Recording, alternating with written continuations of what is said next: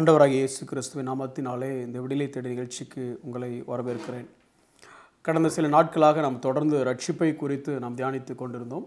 அதன் பின்பதாக இந்த ரட்சிப்பிற்கும் தேவனுடைய ஏக சக்கராதிபதி அந்த தன்மை அல்லது அந்த சர்வ வல்ல அந்த சாவரினிட்டி நேச்சர் அதற்கும் உள்ள தொடர்பை குறித்து நாம் கற்றுக்கொண்டிருக்கிறோம். ஏன் இதை நம்ம கற்றுக்கொள்கிறோம்னா இது ரெண்டு வகையான approach.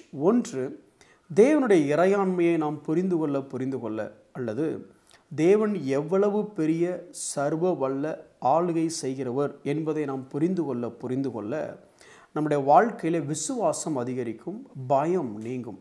Faith will increase, fear will decrease. ஏன் அப்படின்னா, இந்த இறையாண்மை அப்படின்னு சொல்லும் பொழுது நீங்கள் பார்க்குற இந்த உலகத்தில் நடக்கிற எல்லாமே தேவனுடைய கட்டுப்பாட்டு கீழே தான் இருக்குது. தேவனுடைய கட்டுப்பாட்டையும் அவருடைய ஆளுகைக்கும் வெளியே ஒரு காரியமும் நடக்கிறதில்ல. ரொம்ப சிம்பிளாக உங்களுக்கு புரிகிற மாதிரி சொல்லணும் அப்படின்னா, பரலோகம் தேவனுடைய கட்டுப்பாட்டில் இருக்குது அப்படின்னா நீங்கள் ஆமாம் இப்படி சொல்லட்டுமா? பாதாளம் கூட நரகம் கூட தேவனுடைய கட்டுப்பாட்டில் தான் இருக்குது. இன்னும் உங்களுக்கு புரிய சொல்கிறேன், பிசாசு கூட தேவனை மீறி ஒன்றும் பண்ண முடியாது சார். அவ்வளோதான், முடிஞ்சு போச்சு. பரலோகமாக இருந்தாலும் பாதாளமாக இருந்தாலும் தேவ தூதர்களாக இருந்தாலும் தேவ மனிதர்களாக இருந்தாலும் இந்த உலகத்தில் இருக்கிற மொத்த என்டிட்டியும், ஏன் பிசாசாக இருந்தாலும் வானமண்டலத்தினுடைய ஆவிகளோ சேனைகளோ எதுவாக இருந்தாலும் எல்லாமே தேவனுடைய ஆளுகைக்கு கீழே தான் இருக்குது. அதனால் எனக்கு ஒன்று தெரியணும், இந்த தேவன் என்னை முன்குறித்தார், இந்த தேவன் என்னை ரட்சித்தார், இந்த தேவன் என்னை தெரிந்தெடுத்தார், என்னை ரட்சித்தார், கிறிஸ்துவின் சாயலாக என்னை மாற்றுவதற்காக முன்குறித்தார், நான் தேவனாலே பிறந்தவன் அப்படிங்கிற எண்ணம் எனக்குள்ள மேலோங்க எனக்கு ஒரு நம்பிக்கை வரும்.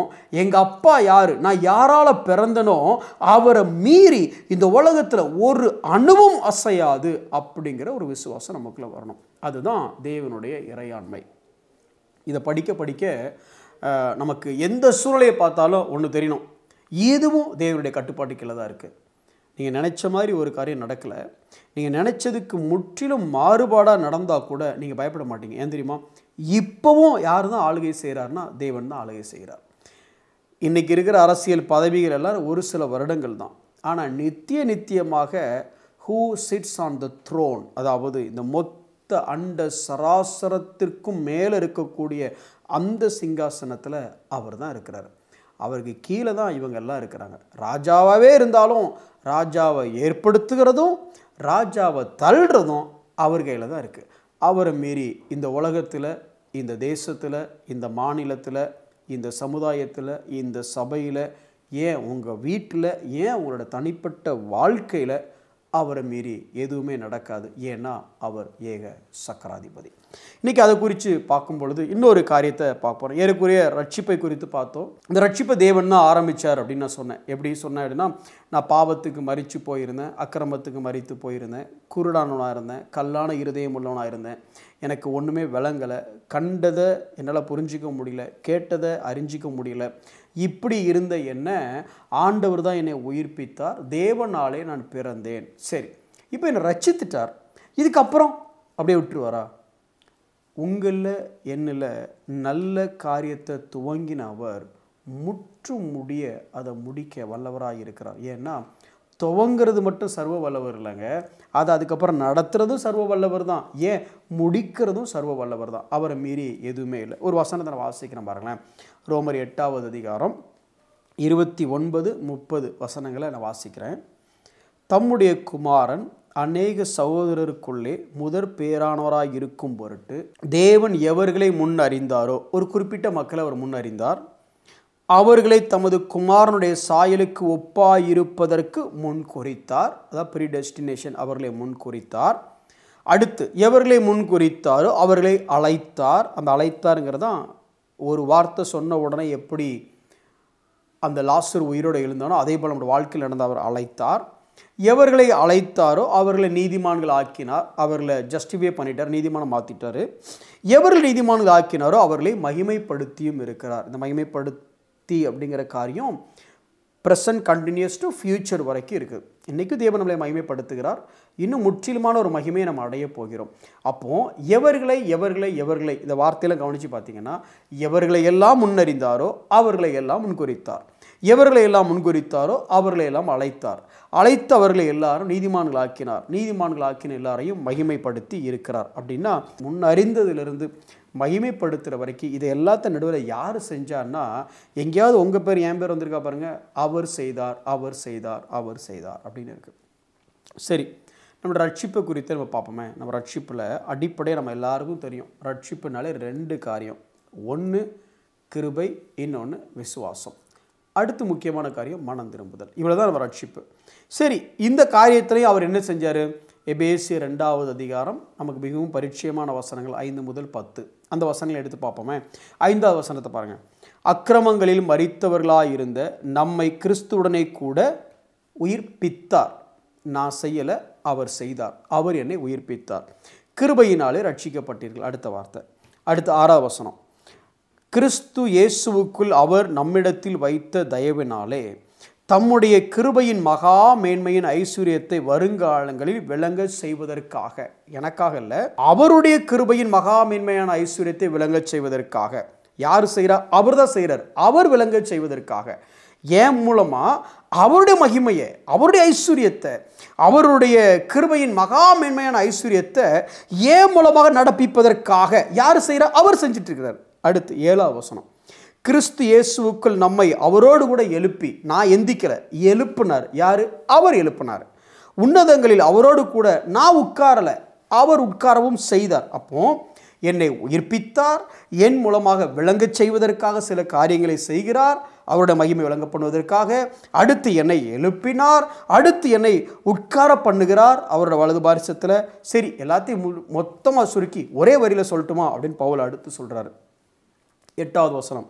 கிருபையினாலே விசுவாசத்தை கொண்டு ரட்சிக்கப்பட்டீர்கள். இது எது?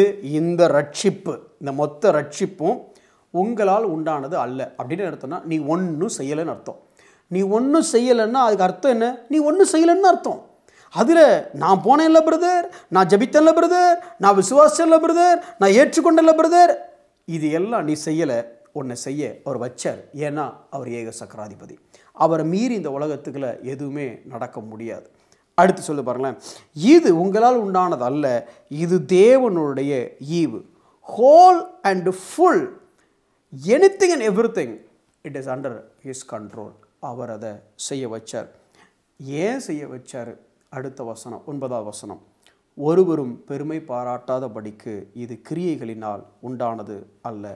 10வது வசனம். நாம் தேவனுடைய செய்கையாக இருக்கிறோம். உங்களுக்கு எனக்கும் ஒரு புரிதல் இருக்கணும். அதாவது இதை உடனே நீங்கள் இன்னொரு சைடு எடுத்துகிட்டு போயிட்டு அப்போ நான் விசுவாசிக்க வேண்டாமா, நான் மனம் திரும்ப வேண்டாமா அப்படிலாம் நீங்கள் ரொம்ப யோசிக்காதீங்க. ஏன்னா அப்போஸ்தலர்கள் 11:18 சொல்லும் பொழுது ஜீவனுக்கு ஏதுவான மனம் திரும்புதலை தேவன் அருளி செய்தார்னு வசனம் சொல்லுது. மனம் திரும்புதலை கூட தேவன் அருளி செய்தார். ஒரு விஷயம் உங்களுக்கு நல்லா புரியணும். என்ன புரியணும் அப்படின்னா, இந்த கிறிஸ்தவ வாழ்க்கையினுடைய மொத்த சாராம்சமும் தேவனுடைய கரத்திற்குள்ளே அடங்கியிருக்கிறது. நான் என்ன செஞ்சேங்கிறதுனால அல்ல, இல்லை நான் என்ன செய்ய மறந்தேன் அப்படிங்கிறதுனால அல்ல.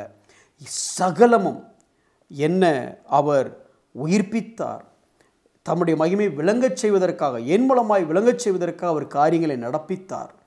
என்னை எழுப்பினார், என்னை உட்காரச் செய்தார். இது என்னால் உண்டானது அல்ல, இது முழுவதுமே அவரால் உண்டானது. நான் இங்கே யாராக இருக்கிறேன்னா அவருடைய செய்கையாக இருக்கிறேன். அப்புறம் ரொம்ப சிம்பிளாக சொல்லப்போனால், இந்த உலகத்தில் நீங்கள் யாருக்காக இருக்கிறீங்க அப்படின்னா தேவனுடைய செய்கையாக இருக்கிறீங்க. அவருடைய சித்தத்தை செய்கிறதற்காக இருக்கிறீங்க. அவருடைய ஆளுகைக்கு கீழே இருக்கிறீங்க. பல முறை நம்ம அவர் ஆளுகையை விட்டு வெளியில் போயிடலாமான்னு நினைக்கிறோம். நீங்கள் எங்கே போனாலும் இட் இஸ் டூ லேட். இனிமேலாம் வெளியில் போக முடியாது. ஏன்னா இந்த உலகம் முழுக்க முழுக்க அவர் கண்ட்ரோலுக்கு கீழே தான் இருக்கிறது. ஒரு வேத பண்டிதர் சொல்லும்போது எப்படி சொல்கிறாரு, நான் கிறிஸ்துவ லாடா இப்போ ஏற்றுக்கொள்ளலை, இனிமேல் தான் ஏற்றுக்கொள்ளணும் அப்படின்னா இட் இஸ் டூ லேட். அவர் நீ ஏற்றுக்கொண்டாலும் ஏற்றுக்கொள்ளாவிட்டாலும் அவர் தான் லாடுங்கிறத நீ மறந்துடாத. அதே போல் பல பேர் உங்கள் தெய்வம் ஒன்று எங்களுக்கு வேண்டாம் சார், நான் ஏற்றுக்கொள்ள சார். நீங்கள் ஏற்றுக்கொண்டாலும் ஏற்றுக்கொள்ளாட்டாலும் இவர் தான் தெய்வம், இவர் தான் தேவன், இவர் தான் சேக சக்கராதிபதி, அதில் எந்த மாற்று கருத்து இல்லை. அப்போ இங்கே இது எனக்கு என்ன சொல்லி தருது அப்படின்னா, ஒன்றே ஒன்று நான் புரிஞ்சுக்கணும். இந்த உலகத்தில் என்னுடைய என்னுடைய ப்ரேயர் ரிக்வஸ்ட்டாக இருக்கலாம், பரலோகமாக இருக்கலாம், இல்லை என்னுடைய வாக்குத்தத்தங்களாக இருக்கலாம், என்னோட ஆசீர்வாதங்களாக இருக்கலாம், என்னோட சுதந்திரமாக இருக்கலாம், என்னுடைய விடுதலையாக இருக்கலாம், என்னுடைய சந்தோஷமாக இருக்கலாம், என்னுடைய சமாதானமாக இருக்கலாம், என்னுடைய ஹெல்த்தாக இருக்கலாம், என்னுடைய வெல்த்தாக இருக்கலாம். இது எல்லாமே எங்கேருந்து வந்துச்சுன்னா அவர்கிட்ட தான் வந்துச்சு. நான் அனுபவிக்கிற சகல நன்மையான காரியங்களும் அருளப்பட்டது என் தேவனுடைய ஏக சக்கராதிபதி குணாதிசயத்தினாலே.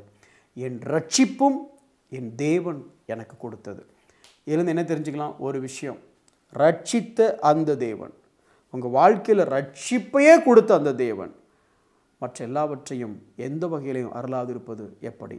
இன்னும் சொல்லப்போனால், இந்த ரட்சிப்பே அவர் கண்ட்ரோலில் தான் இருக்குன்னா வேறு என்னங்க இந்த உலகத்தில் அவர் கண்ட்ரோல் விட்டு வெளியில் போகும்? அவர் சர்வ வல்லவர். அவர் கண்ட்ரோலை மீறி இந்த உலகத்தில் எதுவுமே நடக்காது, உங்கள் வாழ்க்கையில் எதுவுமே நடக்காது. அதற்கு மிகப்பெரிய ஆதாரம், நீங்கள் ரட்சிக்கப்பட்டீங்க. எப்படி உங்களை ரட்சித்தாரோ அதே காரியத்தை முற்றுமுடிய செய்ய அவர் வல்லவராக இருக்கிறார். துவங்கின அவருக்கு எப்படி முடிக்கணும்னு தெரியும். கண்களை மூடி நாம் ஜெபிப்போம். எங்களில் நற்கிரியை துவங்கின நீர் அதை முடிப்பதற்கும் முற்றுமுடிய எங்களை ரட்சிப்பதற்கும் நீர் வல்லவராக இருக்கிறீர் ஆண்டவரே. ஒருவேளை இதை பார்த்துட்டு இருக்கிற சகோதர சகோதரிகள் அடுத்து நான் என்ன செய்ய போகிறேன் அப்படின்னு யோசித்தாங்கன்னா, அவர் ஆரம்பித்தது இந்த வாழ்க்கை, இந்த வாழ்க்கையில் சகலமும் அவருடைய ஏக சக்கராதிபதிய தன்மைக்கு உள்ளடங்கியது. அவருடைய இறையாண்மைக்கு எல்லாம் கட்டுப்பட்டிருக்கிறது. அவர் சர்வ வல்ல தேவன். அவரை மீறி எதுவும் நடக்காது. இந்த தேவன் எங்களுக்குள் ஆரம்பித்த இந்த நன்மையான ரட்சிப்பை முற்றுமுடிய நிறைவேற்ற அவர் வல்லவராயிருக்கிறார். இதையே நிறைவேற்றக்கூடியவர் மற்ற எல்லாவற்றையும் நிச்சயமாக அவரால் நிறைவேற்ற முடியும். நாங்கள் விசுவாசிக்கிறோம், உம்மை கனப்படுத்துகிறோம் ஆண்டவரே. இயேசுவின் நாமத்தில் பிதாவே, ஆமென்.